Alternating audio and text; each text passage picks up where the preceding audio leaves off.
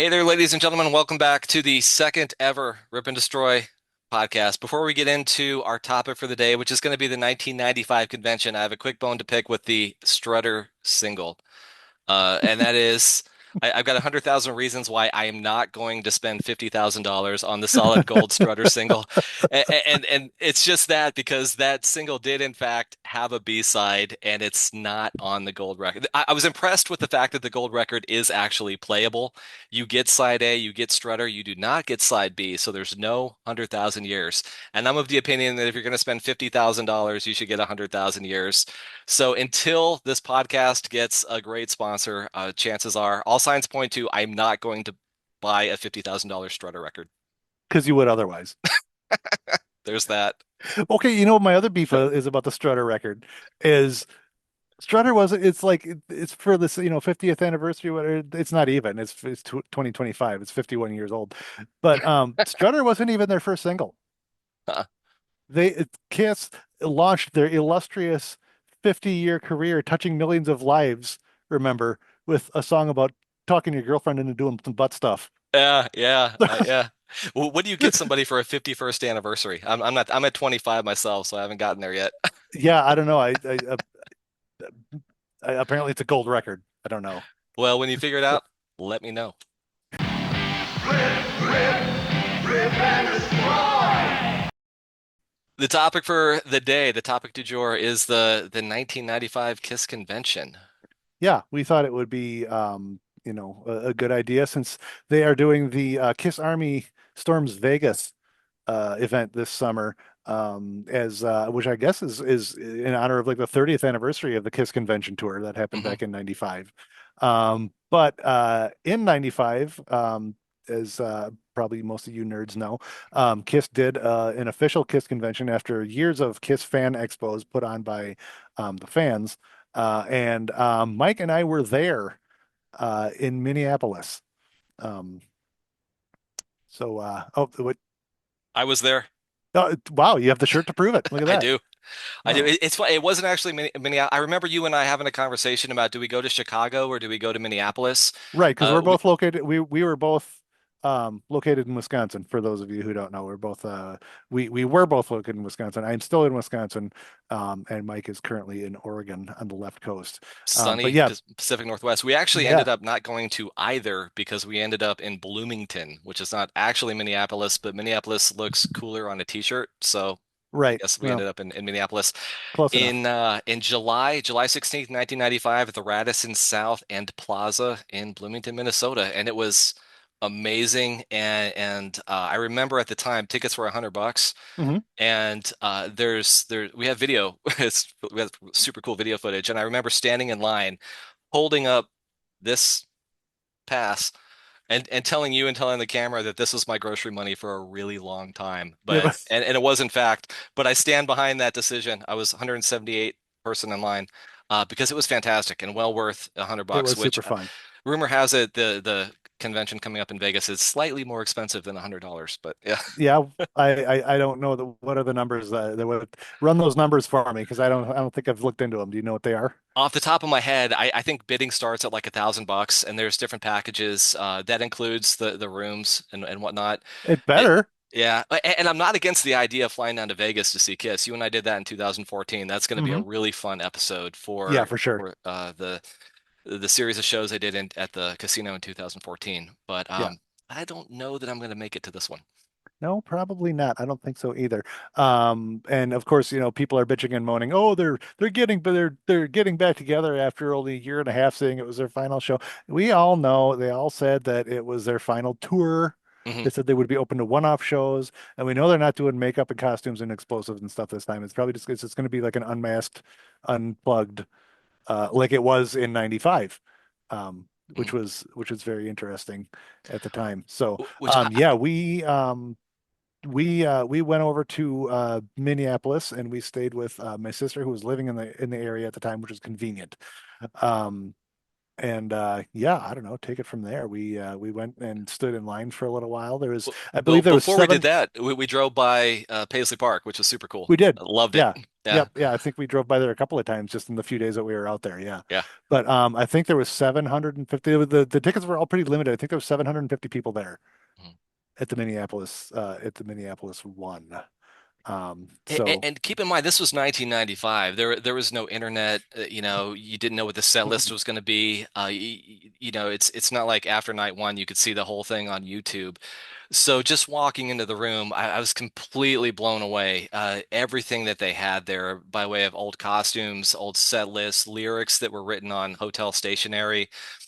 One of the cooler things for me was actually the paintings that they used for cover art. I had no idea those things were so huge. mhm, They had the Love Gun painting, they had the unmasked artwork, and it was mhm. it was kind of overwhelming. It was really really cool.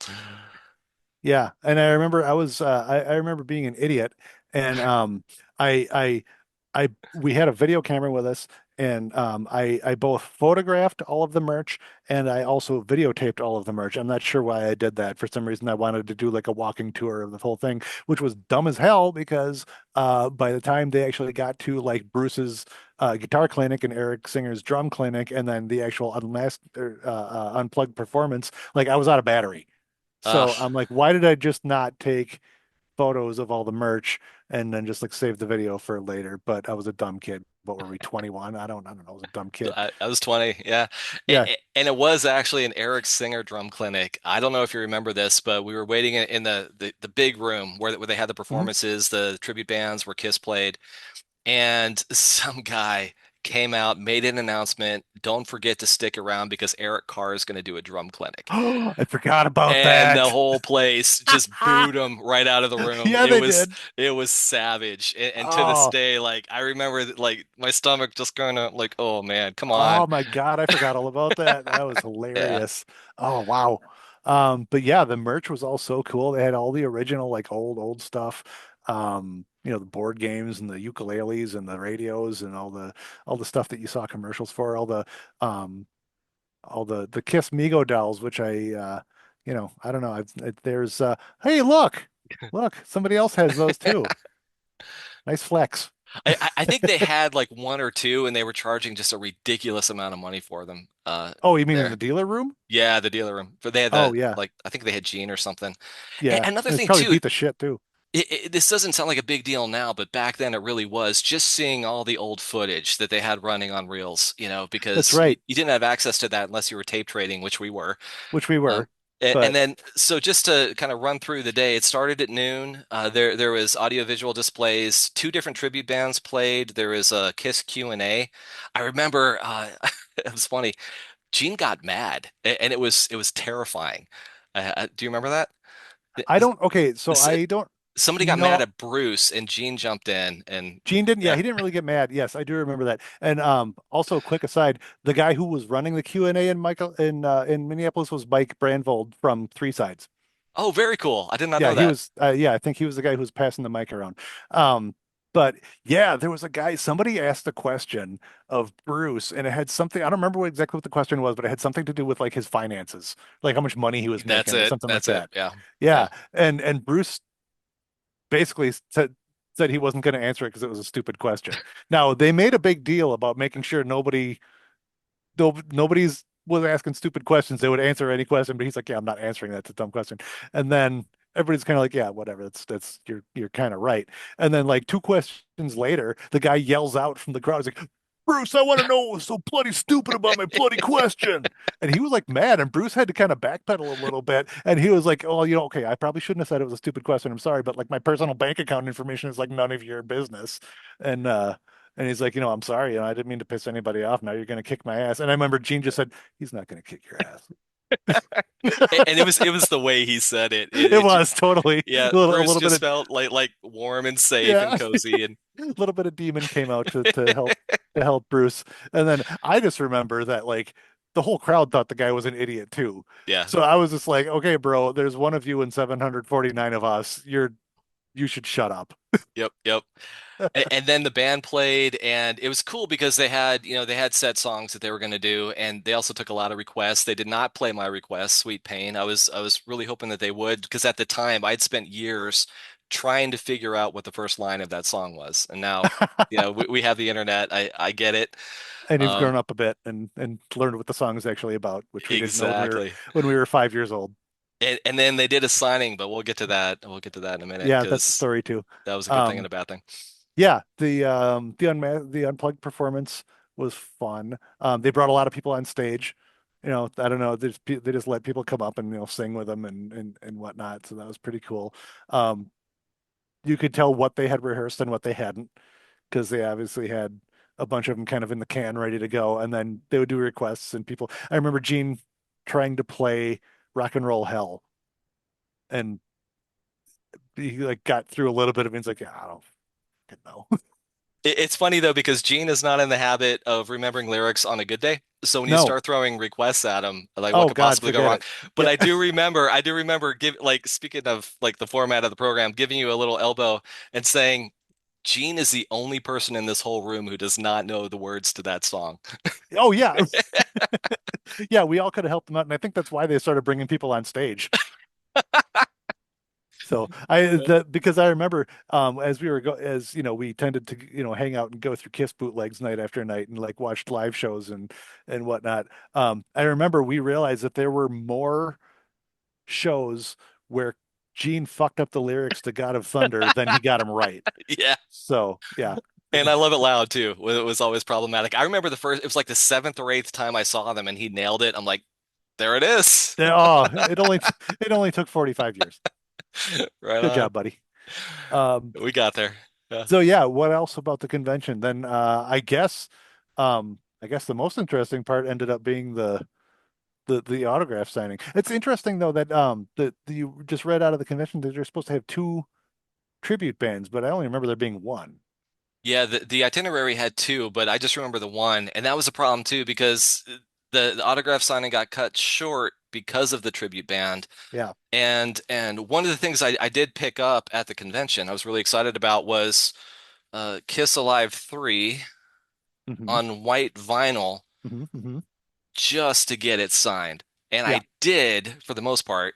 But you'll Uh-huh. notice There's only three. the beautiful Paul signature. Eric is smudged, but he smudged it, so it's even cooler. And of course Bruce, Authentic smudge.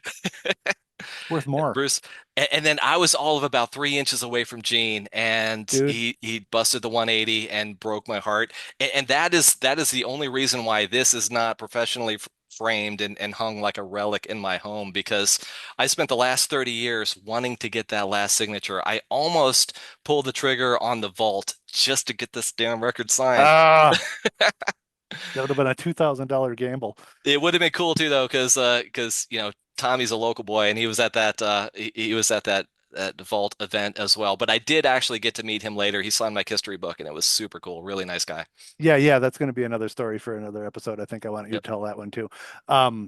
But yeah, for some reason, I think whatever scheduling issue that they had to get the tribute band on and done with because like they only had the venue rented until midnight or whatever, so they had to get everything wrapped up. And so we were waiting with the crowd for to get to Gene for that last autograph, and yeah, he just had to turn and go. So Yeah. so that was a bummer, and It, we probably should. I guess we should have started with Gene, but then we probably would have missed out on somebody else. and it happened in slow motion. It's like, It totally. We're like, honestly, it was like wanting to work up to Gene. yeah, Was the thing for kind me. of, yeah. And you start with Bruce because he's the nicest guy on the planet and he's just so cool. And then you just kind of work your way up. But I was able to have a really long, fascinating conversation with Paul Oh, where so was I. Yeah, yeah, I we said, both did. Yeah, so I think I committed it to memory. I said, can we get a picture? And he said, what? And I said, picture. And there you go. there it is. Look And at that. I did what any super That was fanboy would do. I blew this up into 28 by 36 and for years yes, had you it hanging did. in my living room. Yes, you did. Whatever happened to that? You still have that? It's around somewhere. Yeah. Okay. Yeah, that was pretty great. Yeah, that was before cell phones, before when people would just point the camera at themselves and hope for the best, You had which to is wait. and it. You had to wait like it's coming back from Target in like 2 weeks, and you spent 2 weeks wondering like what's that going to look like. Yeah. So what was your conversation with And Paul then, like? and then that, oh, well, yeah. And then if you look at that picture too, I remember that egotistical motherfucker got his whole face in the photo and cut half a year's off. Well, one of us is Like, what are you, a really rock? What are you, Paul, a rock star or something? one of us is really excited to be there, and, Yeah. and I remember his hair was very soft too. Like, what was your conversation with Paul like? So yeah, we got up there and I had the zine ready. I had the copy of Rip and Destroy ready. Yep, show it. Because I don't my there you go. There's our zine from 95. I do have copies, but they're in a bin somewhere. So I have to find that before we record some more episodes because I also have the original paste up and I want to show that off too, like the original like hand cut and pasted, like taped up. So I got to get that ready to go. But so I had some copies of the zine, which, by the way, as we mentioned in the first episode, we did sell one. We sold one copy to a guy who like saw us holding them or whatever. And we sold one guy one copy, which we then bought on eBay back back on eBay We 25 bought years it later. back 8 times Um, the original price. yes. But so anyways, I had the zines and I got up to Paul and I handed him my program. So I had the same program that you just kind of busted out there. I handed him my program. He signed it, and I grabbed a zine and I said, "Hey, Paul, this is for you." And he took it and he started autographing it. And I said, "No, man, hey, that's for you, man." And he said, "What?" Or he, I'm sorry, he didn't say what. He said, That's what he said to "Huh?" me. That's what he said to you. I got our exclusive interviews mixed up. He said, "Huh? Oh, thanks." So that was my conversation with Paul Stanley. So you had it was three So times longer than mine. it was, yes, there was three more words. So the most interesting thing out of that is that there is a copy of Rip and Destroy with half of a Paul Stanley signature on it. Paw. Paul, It Paul, just says paw. Paul.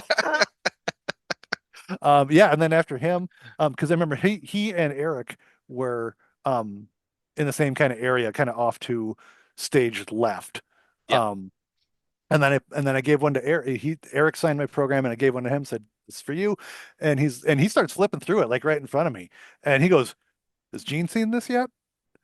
I'm like, "No, no, we haven't got the Gene." And he goes, "Oh, he's gonna like this. He loves all these little cartoons and shit." I'm like, "Yes, that's gonna be Nice. awesome. We're gonna get over to Gene, and he's gonna love my shit, and it's gonna love our zine, and we're gonna be even best friends with Gene fucking Sim, and then it's gonna be awesome." And then that didn't happen. There's still time. There's still There time. is. There's still. And then yeah, and then after those two, Bruce was kind of on the stage. Like people are kind of going to Bruce like on the stage or whatever. And I kind of caught him like there was like all kind of like almost nobody waiting, and I caught him kind of right away. He signed my program. I handed him this thing, the zine. I said, "Hey, this is for you." And he goes, "Oh, is this your new fanzine?" I'm like, "Yeah." And he's like, "Oh, cool, man. I'll check it out." I'm like, "Right on." And he was just the super nicest guy. And then we got in the line. It wasn't a line. Remember, it was just a big crowd. It's a big Oh yeah, yeah, yeah. throng of people. And I think was it their bodyguard, Andre, the big Andre, yeah. guy? Yeah. He was kind of remember he was kind of up front. And like some people were bitching, like, well, this should be like, why doesn't everybody need like a line? And I remember he said, it's like we don't need lines. Lines aren't rock and roll. Mhm. Yeah. So So I got the record signed. yep, You were getting the program signed. yep, Yeah. yeah. And then we made our way over to the Gene side, and oof, it didn't happen. Kind of like it was kind of like the scene in Kiss Meets the Phantom where Peter Chris just disappears. He's Poof. just gone. Yeah, poof. Yeah. So yeah, that was a bummer. And I do have a photo of how close we actually got to Gene, and you can see that we were right there. But if you look closely, okay, two things. If you look closely, Bruce is in the background. Okay, there's Bruce, and then off to the side is Andre the bodyguard, who's probably telling Gene that he's got to go. But if you look in his hand, I don't know if you can zoom in or anything. If once we do this, um, Andre's holding like a handful of like shit that people gave them for gifts or whatever. There's some cassette tapes. People probably like brought them their demos and stuff because they thought they're gonna get a record deal or something on Simmons Records. I don't know why. But there's a whole stack of stuff, and you can definitely see a red cover, and he's definitely got that one or two copies of Rip and Destroy there. So they did make their way to Kiss HQ, and as we know, they showed up in the Ultimate Family Phenomenon book in 2009, I believe that book came out. So they had it, and they hung on to it, and so in that respect, mission accomplished. And I do have an exclusive Rip and Destroy update, but before I get to it, I need to Ooh. pick a scab real quick. Yeah, What happened to your program? you are picking a scab, man. That is a big scab. Okay, so it's midnight. The cover band is. Do you remember what the cover band was? I think it was Alive. I don't remember. I want to say it was maybe something like that. They're good. I remember they're pretty cool. So yeah, cover band is done. Lights come up. Everybody's got to get the F out. Because it's midnight and the cops are going to start like sweeping through and kicking everybody out or whatever. And uh, so we leave. We stop at a payphone so I can call and have our ride come pick us up. And we get in the car when they come get us, and I realize that I do not have my program Mm. with 3 of 4 signatures on it. And I have no idea to this day what I did with it. I don't know if I put it down somewhere. I don't know if I put it down by the payphone, make a phone call, and forgot to pick it up before we left. I don't know if I dropped it. I don't know if somebody pickpocketed me. I have no idea, man. But my program with the 3 signatures is gonzo. So So I remember I gave you my program. you did. You It were the was best not friend. signed, but it You was were the super. best friend in the world. You're like, dude, you can have mine. Because you had But your, I mean, you did have your Alive 3 record, right? But I you're like, did. yeah, man. But it was super cool though because like 2 years ago, you gave it back. You either gave it back or you found one on eBay. No, I bought myself one. You can find them on eBay pretty inexpensively actually. So I bought myself one and I gave you your original program back. I love Yes. it. Well, I wouldn't even bring up that story if it didn't have a happy ending because, as Yeah, you know, we were able to track down what could very well be your actual program on eBay, signed by Paul, Bruce, and Eric. And I bought it for you, dude. you Love did you, not. man. Love you, man. Happy birthday. It's Ah, brother, you did not do that. true Oh story. man, thank you. You're very Oh, welcome. you're the best. See, this is why he's the best, man. I don't even deserve a friend like this, man. I'm such an asshole. So looking back on it, what were a couple highlights that stood out from the convention? Well, I know here we can put up a couple more pictures. Mhm. Because we took pictures of each other we decided what our favorite shit was at the convention that was on display, and we took pictures of each other with them. And so there's the photo of you with Peter's drum set. Yes. And I don't know, do we know what era that was from? I don't know if you can, I don't know if Pretty you can sure it zoom was in. 1975, but I also want to crack this open really quick because in the Rip and Destroy uh, fanzine, we did an article called Before the Con, and my comment at the bottom was, "I will drool buckets if they show Peter's Alive kit like they did in Australia," and they did in There you go. fact, and I They did. I did in fact You drool buckets. So Yeah, I don't think I got the drool on camera, but I've got it here. I'm just going to try to zoom in on it real quick because there's a little sign. Um, oh yeah, it says right there, Peter Criss drum set used on a live tour 1976. There you go. love it, love it. That's the one. Oh, and then but off to the side, there's another one that says Peter Criss Destroyer era drum stool also used during Beth 1976. Hmm. So there you go. So that was your favorite thing. And then mine obviously was the original Ken Kelly painting for Love Gun. I got you took my picture with that because that was crazy. It was so cool to see that in person. It's so big and there's so much more. If you look at the original painting, there's like so much more around the edges. You can see some of the girls' butts and some more just stuff around these. Yeah, that was so cool. Just to see the original, just to kind of get up close to it because it was on a frame, like in a frame on an easel. They didn't have it behind glass. Hmm. I could have walked up and like smeared a booger on it. Like I don't know why it wasn't more protected, honestly. But you could get right up there, see the brush strokes and see like, Yeah. his technique and everything. And me as an artist, I mean, that's amazing to me. I mean, I do that when I go to museums, I get up close and I try to see try to get an idea of how a painting was done. And that was amazing to see that up close. And also they had the unmasked original illustrations too, which also were 3 really large strips Hmm. that they, back then, they didn't have scanners, they would have photographed that. But so that was cool. But yeah, I think my favorite thing was the Love Gun painting. That was probably the highlight for me. Otherwise, as far as highlights, I don't know. I didn't you neither one of us asked questions at the Hmm. Q&A. Hmm. Did you have one ready to go or I did you? did. I wanted to know what songs that Eric Carr had to learn for his audition. That's right. Yeah. Yeah. I don't know that. Yeah, I don't think we ever. I don't know. I don't know that anybody's ever in any Kiss history books. I don't know if anybody's ever mentioned that. Leave it in the Um, comments. yeah, yeah. If Somebody knows. anybody knows, let us Yeah. know because somebody probably knows more than we do. Um, everybody knows more than we do. I think. Yeah, I think I was just going to ask something stupid like, why did they change the cover for Creatures of the Night? But then, um, over time, as I became a little more familiar with like marketing, I understood, that they probably changed it from the makeup cover to us because it was 85. They wanted to associate it with the modern Kiss because that album was kind of like their transition from their pop stage to the metal stage, and they probably wanted to lump it together with Lick It Up and Animalize, and it was probably just a marketing thing. But I was going to ask that question, but I didn't get picked, and it's not a big deal because, It, and how many times are they going to reissue that with new cover art before they actually put the guitar player who played on the record on the cover? never, yes, never. Not going to hold my breath. When I think of highlights You for don't, you me, don't want, you don't want a copy of Creatures of the Night with the guy from Mr. Mister on it?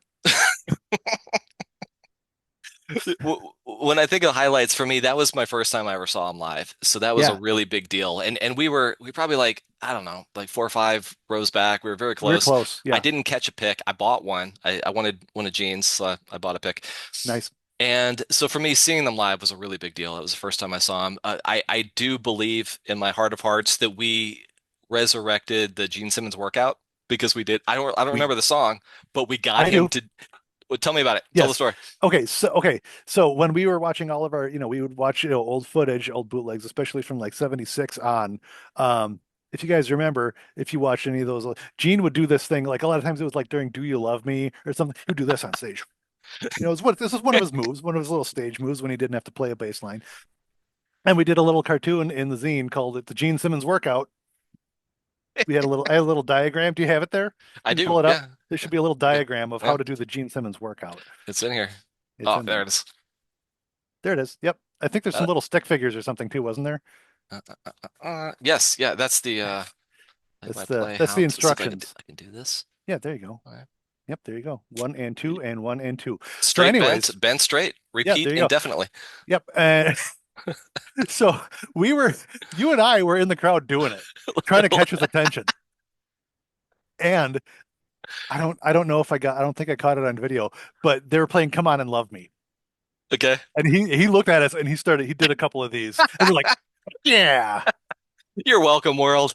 Yeah, man, it's all because of us. The blood puking behind before Unholy and the whole reunion and him doing the workout thing, man. It's all us and we're never gonna get the credit for it, man. But that's the tireless, thankless work that we do as Rip and Destroy. We're givers. That's That's at the end of the day, we give. right. We give too much. We care too much and we love too much. Exactly. Yeah, but that was our experience with the 95 convention. Is there anything else? I don't know how the whole Kiss Army Storms Vegas $1,000 3-day weekend is honestly really going to compare because I think what was really cool about the convention was how intimate it was. There was only Mhm. 750 people. Um, I mean, I hate to say it, but they were they were not in a great place in their career, which was one of the reasons that they were doing it.